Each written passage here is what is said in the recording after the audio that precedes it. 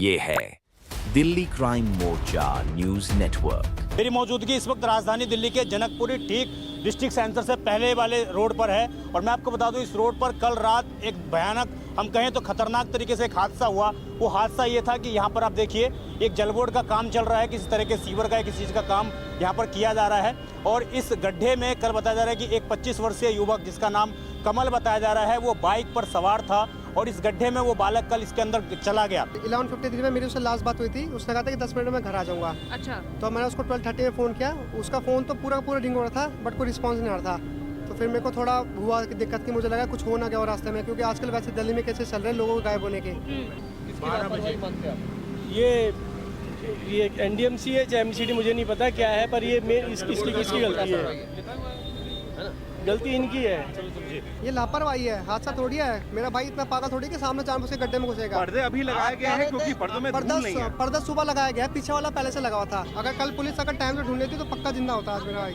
पिछले 50 साल से ये लाइन की मेंटेनेंस और नया बनने का काम नहीं हुआ और पिछले 10-12 सालों में तो जल बोर्ड के एसेट्स का बहुत बुरी तरह से डिप्रिशिएशन हो रहा था। नया काम शुरू हुआ, एक दुखद घटना हुई है, इसकी जांच की जाए। इनकी लापरवाही ये है कि बिना परमिशन के जगह जगह पर गड्ढे खोद देते हैं बिना किसी परमिशन के, जिसकी वजह से ये हादसा का आज इतना बड़ा हादसा हुआ है।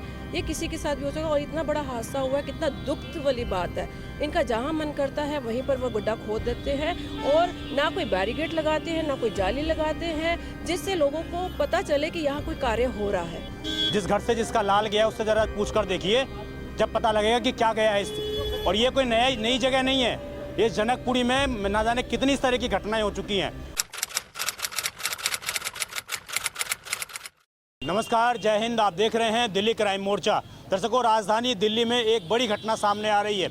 मेरी मौजूदगी इस वक्त राजधानी दिल्ली के जनकपुरी ठीक डिस्ट्रिक्ट सेंटर से पहले वाले रोड पर है और मैं आपको बता दूं इस रोड पर कल रात एक भयानक, हम कहें तो खतरनाक तरीके से एक हादसा हुआ। वो हादसा ये था कि यहाँ पर आप देखिए एक जलबोर्ड का काम चल रहा है, किसी तरह के सीवर का किसी चीज़ का काम यहाँ पर किया जा रहा है और इस गड्ढे में कल बताया जा रहा है कि एक 25 वर्षीय युवक जिसका नाम कमल बताया जा रहा है वो बाइक पर सवार था और इस गड्ढे में वो बालक कल इसके अंदर चला गया।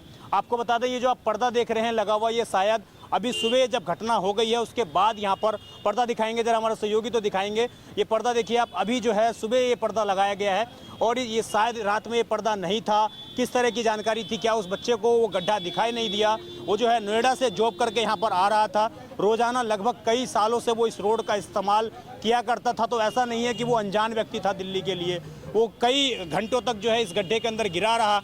उसका जो भाई वो पुलिस स्टेशन में जाता है, पुलिस स्टेशन उसको लोकेशन देती है कि इस सामने वाले पार्क में आपका भाई की लास्ट लोकेशन ट्रैक हुई है। वहाँ पार्क में कई घंटे तक परिवार खोजता है, साथ में कोई भी पुलिसकर्मी नहीं आता है कि हम भी चलते हैं आपके साथ आपके भाई को खोजने के लिए। आपको बता दें इस केस को महज एक मिसिंग केस की तरह लिया गया था, लेकिन पुलिसकर्मियों को भी शायद ये अंदाज़ा नहीं था कि कल सुबह उनको ये पता लगेगा कि जो बालक वो खोज रहे हैं वो बालक इस गड्ढे में गिरा हुआ है। मैं आपको गड्ढे की तस्वीर दिखाऊंगा, आगे ले जाकर आप देखेंगे कि किस प्रकार कितना विशाल ये गड्ढा था और उस गड्ढे में लगभग 15 से 20 फुट गहरा ये गड्ढा। उस गड्ढे में वो बालक अपनी बाइक के साथ गिरा, उसकी मौत हो गई। सुबह जब भाई ने कॉल की है फ़ोन पर, क्योंकि उसका फ़ोन रिंग कर रहा था, तब पुलिसकर्मियों ने फ़ोन उठाया है और उसके बाद पता लग पाया, पुलिसकर्मियों ने बता पाया कि आपके भाई की मौत हो गई, इस तरीके से घटना हो गई है, आप यहाँ पर आइए। भाई ने क्या बोला वो भी आप सुने और उसके बाद यहाँ के जो आशीष सूद जो विधायक हैं यहाँ से और इसके अलावा दिल्ली सरकार में गृह मंत्री हैं, उन्होंने क्या बताया ये भी सुनिए। जनकपुरी में कल रात जो घटना हुई है वो जो व्यक्ति है उनका नाम क्या था, उम्र क्या थी? उसका नाम कमल जैन था, उसकी एज 25 थी, मेरा सगा भाई था वो। हम दोनों ट्विन ब्रदर्स हैं।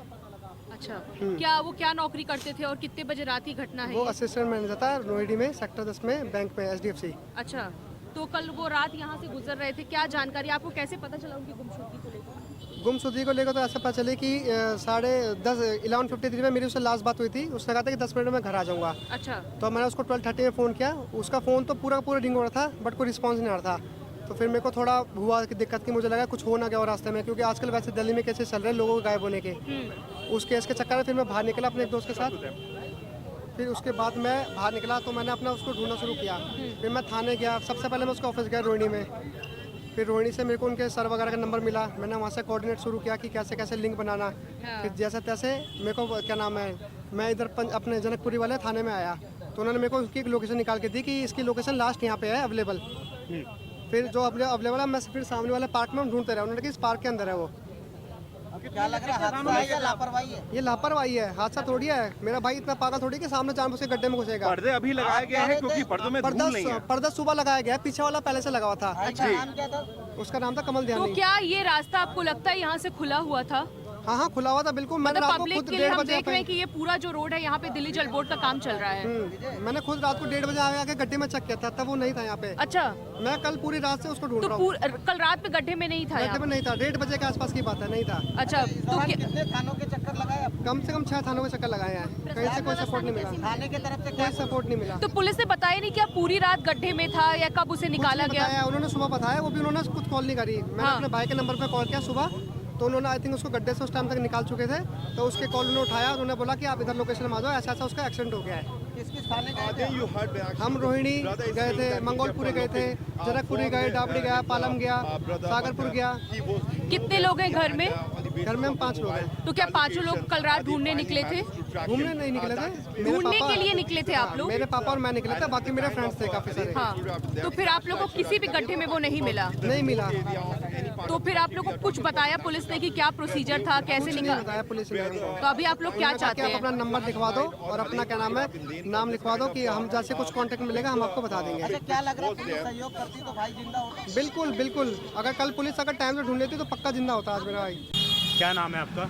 नरेश चंद। नरेश जी, कितने बजे पता लगा है? क्या नाम है आपके बच्चे का? हमें सुबह 7 बजे पता लगा है क्या पता लगा है आपको? कि एक्सीडेंट हुआ है। एक्सीडेंट हुआ है, किस तरह का एक्सीडेंट हुआ है कुछ गड्ढे में गिरी है बाइक पर दोनों दो लोग थे। दोनों लड़के फिर बाइक में गड्ढे में गिरी हुई मिली है। अच्छा, बाइक भी ये और जो गड्ढे गड्ढा है सामने। क्या नाम है आपके लड़के का? कमल। कमल, कितनी उम्र है बच्चे की? 25 साल की थी अभी वो। 25 साल। शादी आदि हो गई थी बच्चे अभी की? कुछ नहीं हुआ था। तो ये कहाँ से आ रहा था? घर जा ऑफिस से आ रहा था सर्विस नाइट शिफ्ट करके, करके। नाइट शिफ्ट कर रहा था। किस जगह पर काम कर रहा था? रोहिणी से HDFC बैंक में है। तो क्या ये गड्ढा बैरिकेड नहीं था या कुछ और? इसका पता नहीं चल रहा। जैसा है एज इट इज ऐसे ही था। हाँ रात भर ढूंढते रहे जी। और सुबह रात भर फ़ोन किया, उठाया किसी ने नहीं।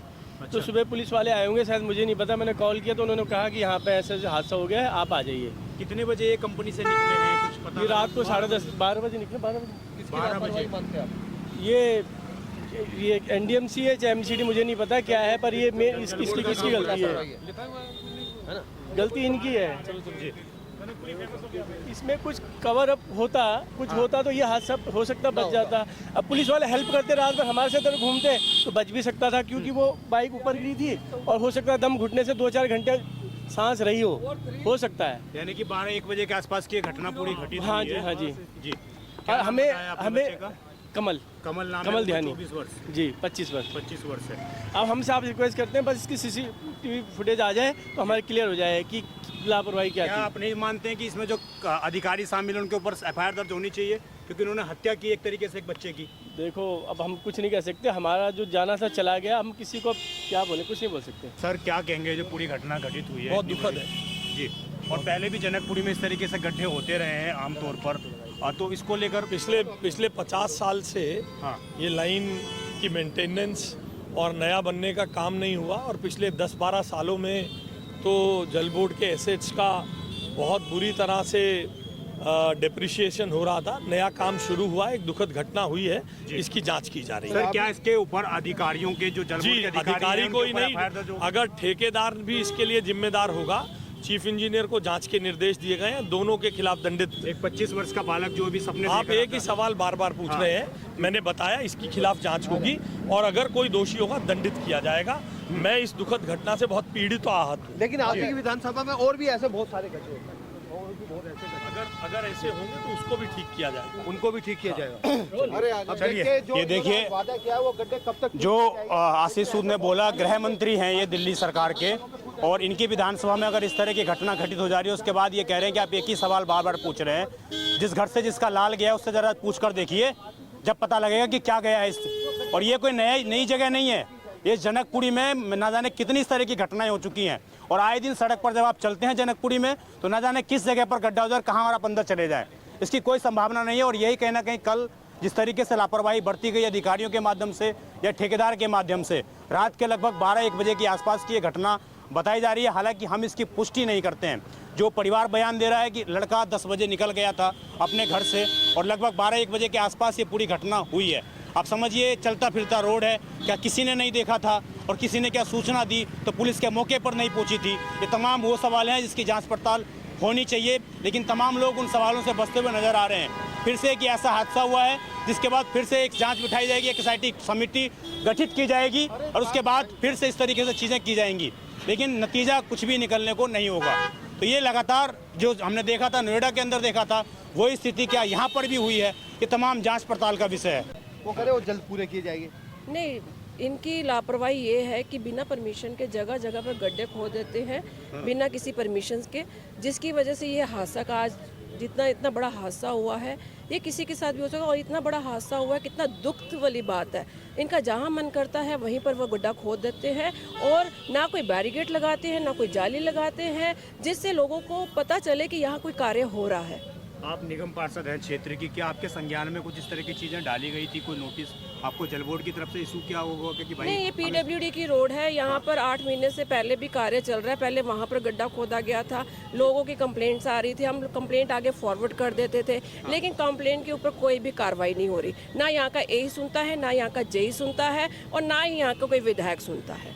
हमने बाइक की स्थिति देखी तो बाइक में कहीं भी खरोच वरोच नहीं आई है। आपको क्या लग रहा है इस घटना को? मुझे लगता है कि जैसे कि एक सड़क ब्लॉक होने की वजह से दूसरी सड़क जाम होने की वजह से शॉर्टकट के रास्ते से वो यहाँ पर आना चाहता था, लेकिन यहाँ पर जाली ना लगने की वजह से ये हादसा हुआ है। अगर दोनों तरफ बैरिकेडिंग रहती तो शायद ये घटना आज नहीं होती। ये किसे मानती है? सर, यहाँ की पीडब्ल्यूडी जिन्होंने रोड की परमिशन दी है, रोड कटिंग से, दिल्ली जल बोर्ड वालों को, दिल्ली सरकार को, जिन्होंने 8 महीने हो गए कार्य कर रहे हैं, उनके ऊपर कोई कार्रवाई नहीं हो रही है और कोई कार्य नहीं हो रहा है यहाँ पर। आज भी हम देख रहे हैं कि इस घटना को अभी 10-12 घंटे होने वाले हैं, लेकिन अभी तक उस बच्चे की बाइक नहीं निकाली गई है। ठीक नोएडा जैसी घटना यहाँ पर भी दोहराई जा रही है। दोहराई गई है जी, बिल्कुल दोहराई गई है। अभी तक बाइक, हमारा सिस्टम इतना फेल है कि अभी तक बाइक नहीं निकाली गई। जगह जगह पर, मैं तो अपनी विधानसभा के बारे में बात करना चाहूंगी कि इन्होंने जगह जगह इन्होंने गड्ढे खोदे हुए हैं।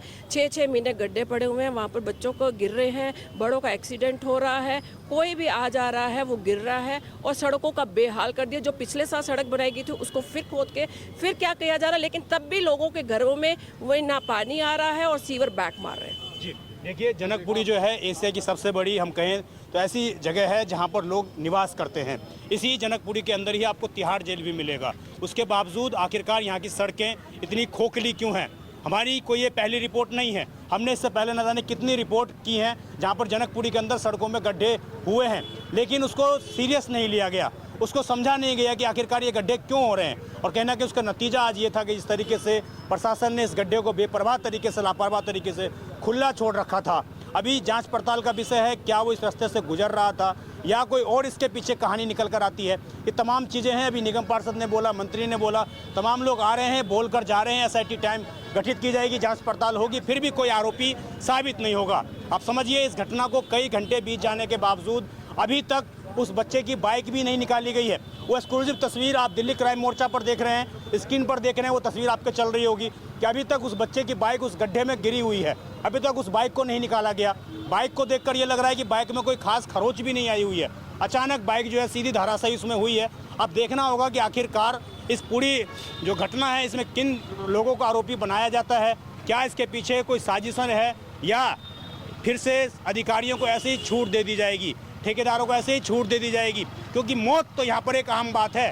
हमारा देश में इंसान की कीमत कोई नहीं है और ये हमें नोएडा की घटना ने समझा दिया था और आज फिर से दिल्ली की घटना ने समझा दिया है। आपकी इस खबर पर जो भी राय हो कमेंट जरूर करिएगा। मैं विजय ठाकुर अपने सहयोगी दीपांशु के साथ, धन्यवाद।